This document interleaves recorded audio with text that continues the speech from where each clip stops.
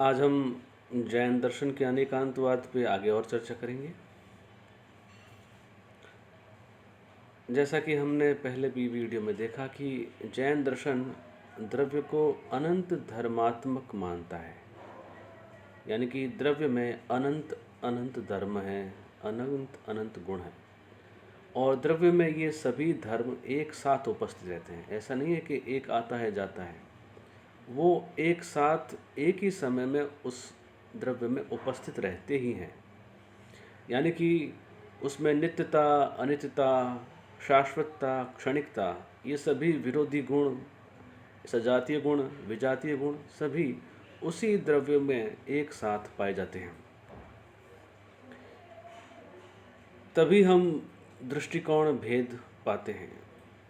प्रस्तुत रेखाचित्र ये स्पष्ट करता है कि एक दृष्टिकोण से जो हम देख रहे होते हैं वह आंशिक ज्ञान ही होता है, यानी वो हमारा व्यू होता है, हमारा दृष्टिकोण होता है और हम उसे ही सत्य मान लेते हैं। लेकिन असल में वह हमारा आंशिक सत्य ही होता है, वो संपूर्ण सत्य नहीं होता। व्यक्ति जिस ओर से देखता है उसे उसी ओर से किसी वस्तु का ज्ञान होता है और जैन दर्शन इस ज्ञान को आंशिक मानता है। किंतु इसमें ख़ास बात यह है कि जैन दर्शन उस दृष्टिकोण से उस वस्तु को या उस ज्ञान को पूर्णतः सत्य मानता है, यानी उस व्यक्ति द्वारा बताया गया, उस व्यक्ति द्वारा ज्ञात ज्ञान सत्य होता है, न कि असत्य। लेकिन फिर भी जैन दर्शन के अनुसार इन दृष्टिकोणों से प्राप्त ज्ञान संपूर्ण ज्ञान नहीं होता, क्योंकि जैसा कि पहले भी कहा कि किसी भी वस्तु में अनंत अनंत धर्म होते हैं, तो स्पष्ट है कि किसी भी वस्तु के पूर्ण ज्ञान के लिए उसके संपूर्ण धर्मों को जानना, यानी अनंत धर्मों को जानना आवश्यक है। तभी हम किसी वस्तु के बारे में यह दावा कर सकते हैं कि हमें उसका संपूर्ण ज्ञान है। इस तरह जैन दर्शन यह मानता है कि एक साथ एक ही वस्तु नित्य भी है और अनित्य भी, शाश्वत भी है और क्षणिक भी, भावात्मक भी है और अभावात्मक, यानी वो है भी और नहीं भी, यानी वो मिटती भी है और नित्य भी रहती है। तो ये सभी के सभी धर्म एक वक्त में एक साथ किसी भी द्रव्य में उपस्थित रहते हैं। बड़ी ये प्रसिद्ध कहानी जैन दर्शन की कि 6 अंधे एक गांव में हाथी आता है तो उसे देखने जाते हैं। लोग कहते हैं आप क्या करोगे? तो उन्होंने कहा हम देख नहीं सकते लेकिन हम उसे छू तो सकते हैं। तो यूँ करके वो उस हाथी को देखने के लिए या जानने के लिए उस महावत से कहते हैं। तो महावत कहता है ये खड़ा हाथी है। तो वो सभी उस हाथी को छू कर देखते हैं। चूँकि वो सभी हाथी के केवल एक ही हिस्से को छूते हैं तो उनका ज्ञान हाथी के उसी छुअन पर निर्भर करता है, यानी वो जिस दृष्टिकोण से, यानी जिस हिस्से से वो रूबरू होते हैं, जिस हिस्से से वो हाथी को छूते हैं, बस उनका ज्ञान हाथी के अनुसार वैसा ही बन जाता है। जैसे जो व्यक्ति सूंड को पकड़ता है उसे लगता है हाथी सांप या अजगर जैसा है।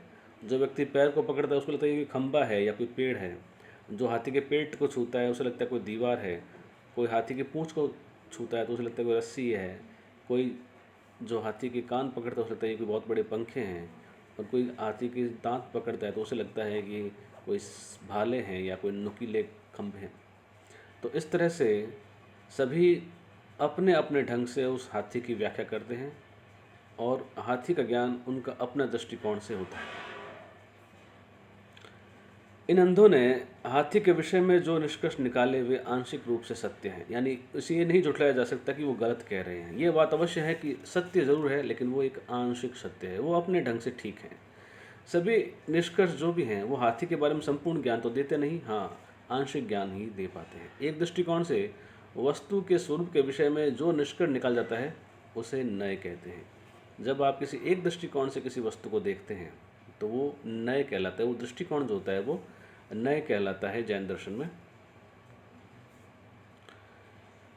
अब जैन दर्शन इसी नय के द्वारा, यानी दृष्टिकोण भेद के आधार पर विवादों का समापन करता है। जैन दर्शन के अनुसार एकांतवादी इन्हीं अंधों के समान एक ही दृष्टिकोण से ज्ञान प्राप्त करते हैं। जैन दर्शन सभी एकांतिक मतों को नए के रूप में वस्तु का आंशिक ज्ञान मानकर स्वीकार कर लेता है, जिससे दार्शनिक विवादों की समाप्ति हो जाती है। अगर बुद्ध कहते हैं कि सब कुछ परिवर्तनशील है और शंकर कहते हैं सब कुछ अस्थायी है, तो जैन दर्शन इन दोनों को एक नए मानता है। यानी एक दृष्टिकोण से वो ठीक कह रहे हैं शंकर, और दूसरे दृष्टिकोण से बुद्ध भी ठीक कह रहे हैं। तो इन दोनों को एक नए मान लिया जाए। जैसे मान लीजिए एक व्यक्ति खड़ा है और एक बच्चा कहता है कि मेरे पापा हैं, एक जना कहे मेरे मामा हैं, तो वो अपने अपने रिश्तों से अपने अपने दृष्टिकोण से ठीक कह रहे हैं। जैन दर्शन उनको केवल एक नए मानकर उन दोनों की बातों को समाहित कर लेता है, उन दोनों के विवादों को समन्वित कर उस विवाद को खत्म कर देता है। अंत में जैन दर्शन में अनेकांतवाद ने नित्यता और क्षणिकता का, एकता और अनेकता आदि का सुंदर समन्वय किया, जिससे इसे अधिक व्यापक दृष्टिकोण प्राप्त होता है। जैन दर्शन का अनेकांतवाद दार्शनिक उदारता का परिचय देता है। धन्यवाद।